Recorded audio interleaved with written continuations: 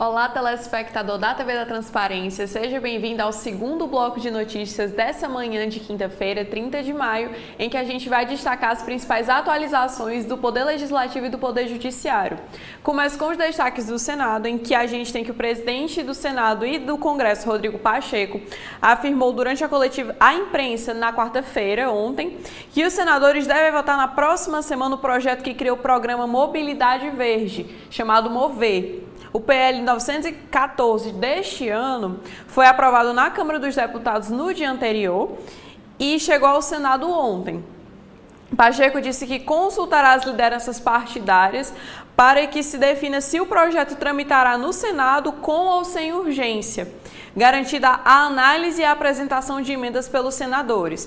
Ele afirmou, abre aspas, eu acho que na semana próxima a gente consegue ter como prioridade essa pauta do MOVER, que é um programa de mobilidade importante. Nós temos plena ciência disso. Eu acredito que na próxima semana a gente tem a apreciação desse projeto de lei no Senado Federal, fecha aspas. O programa MOVER tem por objetivo incentivar a descarbonização na produção de veículos e, para isso, prevê incentivos de mais de 19 bilhões em 5 anos, além da redução do IPI para estimular a pesquisa e o desenvolvimento tecnológico para a produção de veículos com menor emissão de gases de efeito estufa, como carros e bicicletas elétricos. Outro destaque é que o senador Eduardo Girão repercutiu em pronunciamento ontem também o resultado da sessão do Congresso para a apreciação de vetos presidenciais realizados na terça-feira, dia 28. Ele disse, abre aspas, ontem tivemos um exemplo de como, com a mobilização do povo brasileiro, se conseguem grandes vitórias. O Congresso está de parabéns. Ontem foi uma derrota fragorosa deste governo que, se continuar plantando ódio, a vingança e responsabilidade com o dinheiro do contribuinte, em querer destruir a família, em querer destruir a vida, valores e princípios do povo brasileiro, vai continuar levando derrotas, fecha aspas. Em seu discurso, o parlamentar também criticou a ação do descumprimento de preceito fundamental, ingressada pelos partidos PSOL, PCdoB e Solidariedade no STF, para suspender todos os acordos de leniência celebrados no âmbito da Operação Lava Jato. Segundo o parlamentar, os partidos sustentam que os acordos foram obtidos sob coação e uso de prisões preventivas prolongadas. Girão destacou que a operação resultou em 278 acordos de leniência homologados, o que gerou compromisso de 22 bilhões a serem devolvidos aos cofres públicos. Girão também criticou a decisão do STF que beneficiou Marcelo Odebrecht, ex-presidente da empreiteira Odebrecht, que havia sido condenado na Lava Jato. Segundo o senador, o ministro Dias Toffoli suspendeu todas as ações penais que estavam em curso contra Marcelo, mesmo ele sendo réu confesso. Para o senador, a Lava Jato começou a ser desconstruída e devastada a partir de 2019, quando passou a ser menosprezada pelos 3 poderes da República. Outro destaque é que a Comissão de Assuntos Sociais está montando um roteiro especial para a votação de propostas prioritárias e de consenso antes do recesso parlamentar de julho. A iniciativa partiu do presidente da comissão, o senador Humberto Costa, do PT, e pode incluir o projeto de lei do Senado 169, de 2018, que cria os Centros de Atendimento Integral para Autistas pelo Sistema Único de Saúde. Humberto Costa relatou da proposta originada de uma ideia legislativa cadastrada no portal E-Cidadania, pela assistente social Irene Jucá, mãe de um jovem autista atendida pela Fundação Projeto Diferente aqui no Ceará. As perspectivas são de aprovação da matéria agora em junho, mês em que é celebrado o Dia do Orgulho Autista, dia 18 de junho. Se isso acontecer, será a primeira ideia legislativa a se transformar em lei. Qualquer pessoa pode enviar ideias legislativas para criar novas leis ou alterar as leis atuais. Basta se cadastrar no portal E-Cidadania, acessar a página das ideias legislativas e clicar em enviar ideias. É possível enviar quantas sugestões quiser, desde que não sejam repetidas. As ideias ficam abertas por 4 meses para receber apoios. As que alcançam 20 mil apoios são encaminhadas à Comissão de Direitos Humanos e Legislação Participativa do Senado e formalizadas como sugestões legislativas. Na comissão são debatidas pelos senadores e recebem um parecer. As aprovadas passam a tramitar como projetos de lei, com a mesma prerrogativa das propostas de senadores. Quais são as notícias da Câmara dos Deputados, Lorena? Olá, Analice, olá, telespectador da TV da Transparência. Bom, a primeira atualização da Câmara dos Deputados é de hoje uma matéria escrita por Daniele Brant para a coluna Painel da Folha de São Paulo, que diz que a Comissão de Constituição e Justiça da Câmara dos Deputados aprovou o recurso contra a decisão do presidente da Casa, Arthur Lira, de recusar um projeto de decreto legislativo para sustar nota técnica do Ministério da Saúde que incorpora as vacinas contra a Covid-19 no calendário de vacinação infantil. O projeto foi apresentado pela deputada bolsonarista Júlia Zanata em dezembro de 2023. O texto susta nota técnica federal que acrescentou os imunizantes contra a Covid-19 no calendário do Programa Nacional de Imunizações para crianças de 6 meses a menores de 5 anos. A proposta, no entanto, foi devolvida pela mesa diretora em fevereiro deste ano, sob argumento de ser inconstitucional. Zanata conseguiu recolher assinaturas para apresentar o recurso junto à CCJ, que foi aprovado por 28 votos favoráveis a 14 contrários. Com isso, o recurso segue para plenário. Se aprovado, o projeto de lei volta a tramitar. O segundo destaque na Câmara fala sobre a atuação de deputados do Ceará. Um projeto que institui o orçamento sensível às mulheres, relatado pela cearense Daiane Bittencourt, do União Brasil, foi aprovado na Comissão de Finanças e Tributação da Câmara dos Deputados. O objetivo desse projeto é promover a igualdade entre homens e mulheres, a inclusão social e a redução das desigualdades sociais na distribuição de recursos da União. A proposta é da deputada Laura Carneiro, do PSD, e busca integrar as políticas públicas governamentais ao combate contra a discriminação às mulheres. O parecer da relatora foi favorável ao projeto na forma que foi aprovada pela Comissão de Defesa dos Direitos da Mulher, que fez alterações pontuais no texto.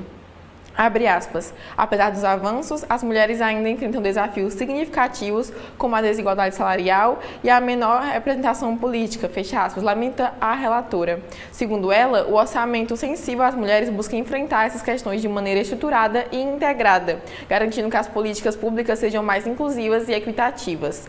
Entre as diretrizes estruturantes das políticas públicas e orçamentárias do país, a OSM prevê análise das necessidades específicas de homens e mulheres em diferentes áreas, estimula a participação das mulheres na política e em cargos de liderança, combate à violência contra as mulheres e garantia de acesso à saúde, à educação e ao emprego para todas as mulheres.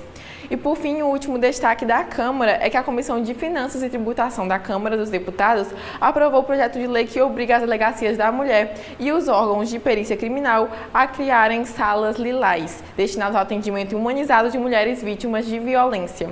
Pela proposta da deputada delegada Adriana Acosta, do PT, essas salas deverão dispor permanentemente de equipe multidisciplinar composta por policiais, assistentes sociais, psicólogos e enfermeiros. Também deverão ter equipamentos para realizar exames periciais e pessoal para garantir orientação jurídica. Ainda de acordo com o texto, deverá ser autorizado o acompanhamento de um familiar ou pessoa próxima da vítima durante os exames de perícia.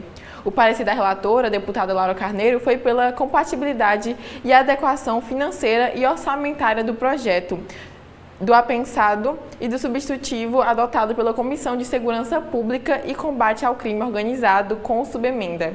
O substitutivo prevê também o atendimento de crianças e adolescentes nessas salas. Além disso, determina que a Sala Lilás seja um programa permanente da Política Nacional de Segurança Pública, sendo implementada em todos os órgãos de perícia criminal dos estados. Esses são os destaques da Câmara e agora vamos conferir alguns destaques nacionais com a Analice. No primeiro destaque nacional, a gente tem uma matéria de Ana Carolina Diniz para o jornal O Globo, que diz que o Brasil registrou 964 empresas abertas por hora nos primeiros meses do ano. Até abril foram criados 2,4 milhões de novos negócios e fechados mais de 973 mil. O segmento que registrou maior crescimento foram das atividades diversas de ensino, com um saldo positivo de 14%. Segundo o levantamento, nos primeiros meses deste ano foram criados 56.638 negócios deste ramo em todo o país e encerrados 22.003, resultando em um saldo de 34.635 empresas. Em segunda colocação no ranking estão empreendimentos de documentos e apoio administrativo. Foram contabilizados 94.830 aberturas de empresas contra 35.209 fechamentos, o que corresponde a um saldo positivo de 13%. São 59.612 negócios deste segmento em atividades em todo o país. Em terceira colocação estão as atividades relacionadas a vendas, com 62.711 novos CNPJs e um saldo positivo de 11% no período. Por outro lado, o país também registrou um alto número de empresas fechadas nos primeiros meses de 2024. 973.533 empresas baixadas ou fechadas. Entre os segmentos que apresentaram maior saldo negativo estão os bancos múltiplos com carteira comercial, que contabilizaram 321 fechamentos contra 126 aberturas. Em segunda colocação estão empresas de serviço móvel. Este segmento registrou 70 encerramentos de negócio em 2024 e somente 2 aberturas de empresa. Na terceira posição estão seguradoras de seguro não vida, com 48 encerramentos contra 12 aberturas no período. Uma curiosidade, já raros os empreendimentos de aluguel de fitas DVD ou de vídeos tiveram fechamento de 30 empresas nos primeiros meses de 2024. E na área de política, André Chelders escreve para o Estadão dizendo que a decisão do ministro Dias Toffoli da última terça-feira, 21, anulando todos os atos da Lava Jato contra o empreiteiro Marcelo Odebrecht é rejeitada por quase 60% dos brasileiros. É o que conclui uma pesquisa do Instituto Atlas Intel, feita a pedido da reportagem do Estadão. Ao todo, 58,3% dos entrevistados disseram discordar da decisão do ministro. Outros 25,8% concordam com o despacho de Toffoli. E 15,8% dos entrevistados alegaram não saber.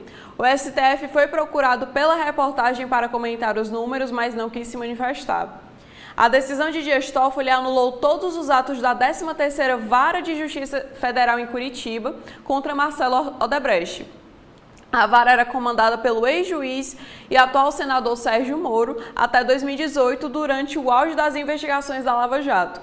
Os advogados da Odebrecht alegaram que o caso dele era similar ao de outros réus que tiveram seus processos anulados em uma reclamação apresentada ao Supremo pelo presidente Luiz Inácio Lula da Silva ainda em 2020. São esses os destaques nacionais e o que é que nós temos na Agência Brasil, Lorena? Bom, analista, dando continuidade aos destaques nacionais, nós vamos conferir aqui algumas matérias da Agência Brasil, sendo a primeira delas sobre a secretária executiva do Ministério da Educação, a Isolda Sela, que anunciou a saída da pasta para disputar as eleições municipais de outubro. O anúncio foi feito em comunicado enviado na quarta-feira, dia 29, à sua equipe. Ex-governadora do Ceará, Isolda deverá ser candidata à prefeitura de Fortaleza ou Sobral. Ela deixa a pasta às vésperas de acabar o prazo legal para a desincompatibilização de cargos de confiança, que é de 4 meses antes do pleito. As eleições estão marcadas para 6 de outubro, com eventual segundo turno no dia 27 de outubro, em cidades acima de 200 mil habitantes. Na mensagem, Sela informou que não retornará ao trabalho após o feriado de Corpus Christi. Ela elogiou o trabalho do ministro da Educação, o também ex-governador do Ceará, Camilo Santana, e disse que as definições relativas à candidatura a Deus pertencem. O teor do comunicado foi revelado pelo jornal Folha de São Paulo e confirmado pela Agência Brasil. Além de ex-governadora, Isolda Sela é também ex-secretária de Educação do Ceará. Boa parte do crédito pelo bom desempenho do Estado em métricas educacionais nos últimos anos é atribuída à sua gestão. Ela chegou a ser cotada para assumir o próprio ministério, antes do presidente Luiz Inácio Lula da Silva optar por Camilo Santana. Em fevereiro deste ano, Isolda deixou o PDT para se filiar ao PSB, seguindo o movimento do senador Cid Gomes, seu aliado político e uma das principais lideranças políticas no Ceará. Ele fez a transição política após ter se desentendido com o irmão Ciro Gomes, ex-candidato à presidência. A rixa familiar envolveu a candidatura da então governadora Isolda Sela à reeleição no pleito de 2022. A candidatura tinha o apoio de Cid, mas acabou sendo barrada por Ciro, que não concordou em continuar a aliança do PDT com o PT no estado do Ceará. Outra atualização é que o Ministério da Educação vai ofertar 80.040 bolsas para estudantes de cursos de licenciatura de todo o país por meio da Coordenação de Aperfeiçoamento de Pessoal de Nível Superior, o CAPES. Autarquia vinculada à pasta. Lançado na terça-feira, dia 28, o edital do Programa Institucional de Bolsa de Iniciação à Docência, o PIBID, prevê investimento de 1,8 bilhão de reais no programa. Pelo edital, caberá às instituições de educação superior apresentarem no período de 7 de junho a 25 de julho de 2024 os projetos de iniciação à docência. Cada estudante de licenciatura participante do programa vai receber uma bolsa no valor de R$ 700 reais em até 60 mensalidades. Também recebe o benefício mensal os supervisores e os coordenadores de área e institucionais. Segundo o MEC, o objetivo é fortalecer a formação de futuros professores da educação básica ao inseri-los na realidade escolar durante o percurso formativo. A maior quantidade de bolsas será para a região Nordeste, que ficará com 20.688. Em seguida, vem o Sudeste, com 16.584 e o Sul, com 12.264. A região Norte contará com 8.040 bolsas e o Centro-Oeste, com 7.440.